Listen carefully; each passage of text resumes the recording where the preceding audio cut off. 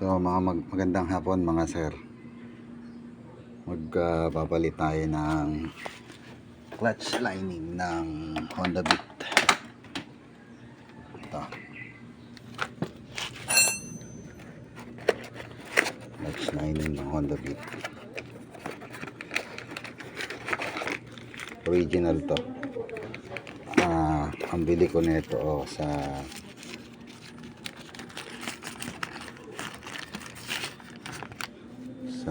JT Triumph JT Honda ay 1295.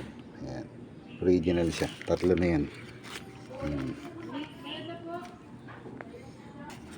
Magpapalit din tayo ng kanyang plate clutch side. Ito yung sa assembly niya. Ito papalitan natin kasi pag nilalagay ko tong original, hindi nawawala ng space to. Wala nang paglalagyan ng circlip. Tapos bumili na rin tayo ng circlip, 3 piraso. Ayan. Ayan. Doon din tayo bumili kay Triumph JT Honda. Puro original parts doon sa 10th Avenue. So nagastos ko kasama yung plate at saka yung circlip na 4mm ay 125. So baklasin ko na, pakita na, tingnan natin kung kakasya na ba, kasi nung last time kaya medyo madumi na to, kinabit ko siya, hindi nagsukat tong tong clutch plate. Pakita ko sa inyo, baklasin ko lang. So ito na, subukan natin ilagay itong clutch plate na to. Ito kasi sa aftermarket tong clutch plate na to. Ito. Ayan. Kung mapapansin nyo, ayan nakabangga na siya dito sa lining. Ito na yung original na lining. Medyo madumi lang kasi madumi yung kamay ko. Ayan.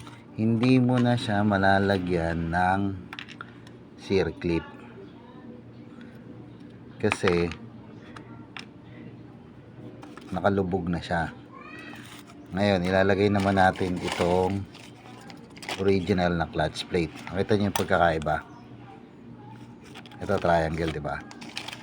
Ito pabilog. Kasi bumabangga siya rito sa lining. Ayan kapatong.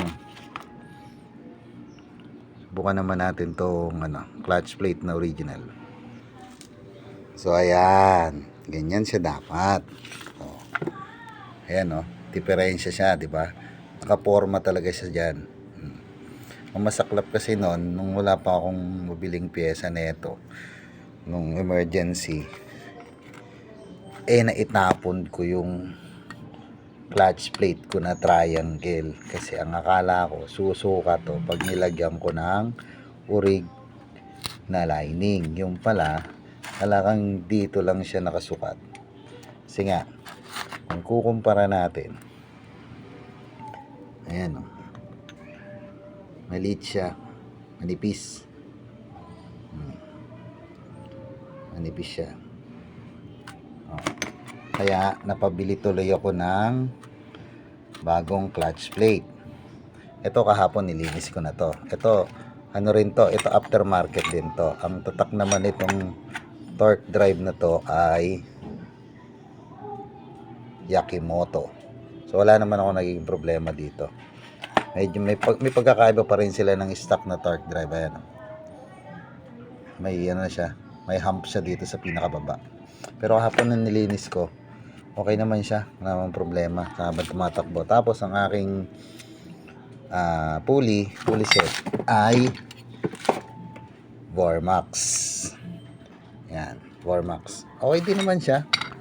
Ayan, hanggang dito lang kasi dito lang din naman sa amin ko ginagamit tong bit. Ayan ayos na ayos yung niyan, yung clutch plate. Saktong-sakto. Saktong-sakto yan. Tapos ang gamit kong flyball, dito ko namangha. Ayan. Kinabit ko tong flyball na to mga bandang Mayo. ng 2023, pero hanggang ngayon, goods na goods pa rin.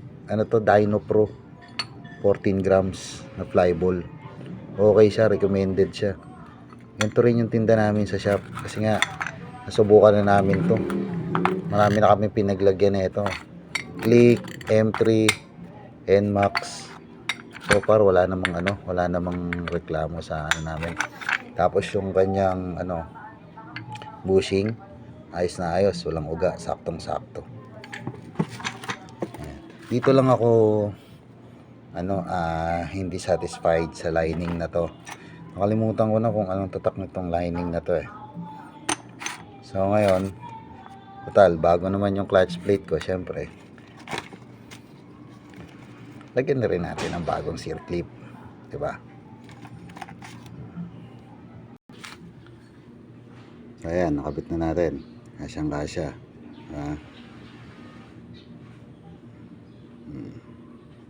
Pati yung spring nito stock din. Nabili ko to sa Honda Casa 800 RPM. Tapos ito din stock din to, 800 RPM. Nasa lang yan,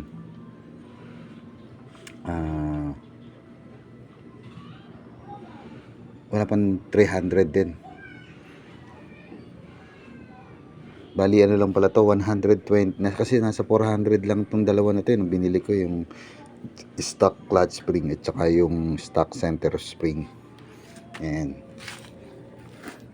so re-testingin natin kung anong magiging nito, o magiging maganda ba takbo. Kakabit ko na para makita natin kung maganda yung play. So ito na, the moment of truth. Sana natin siya.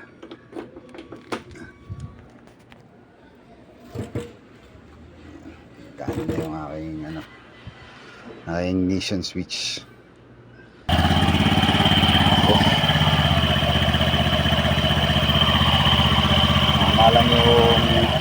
Tama lang yung pagpag ng belt, hindi siya masyadong lawlaw.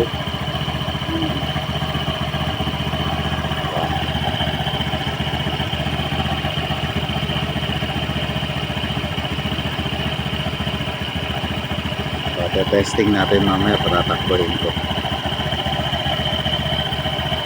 Nakabit ko muna yung mga tornilyo on crank cover. So dapat mga sir, mas maganda hindi sumasabay itong gulong sa pag-ikot ng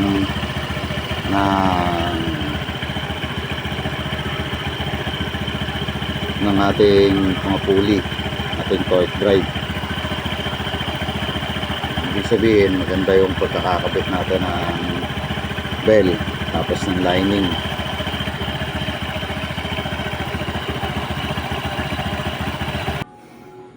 So ayan, nakabit na natin. Testing kung anong mangyayari sa kinabat nating lining. Pero ang alam ko kasi magkano pa yan, magbe-break in pa yan kasi bago lang yung lining natin. Pero ang mahalaga doon, napalitan ko na tong aftermarket na to. Ayan, bumabaon din man yung naka-groove na kasi yung bell ko. Rig din yung yung bell nun sa Honda ko din binili, tapos pinaregroove ko na lang, halagang 400 yung regroove. Ayan. Basta tatabi na lang natin to para sa future, mamaya mawalan sayang naman. So ayun lang mga sir, yung bitin ko lang yung lining 1295 original to mga sir dito yung mga order sa Shopee. Tapos yung clutch plate na original 95. Tapos yung circlip 10 piso isa, so 30 pesos. Ayan, yan lang nagastos ko. Nasa lang 1,300 plus lang. Medyo may na sa mat kaya kaya na lang magkwenta. Maraming salamat mga sir. Testing na.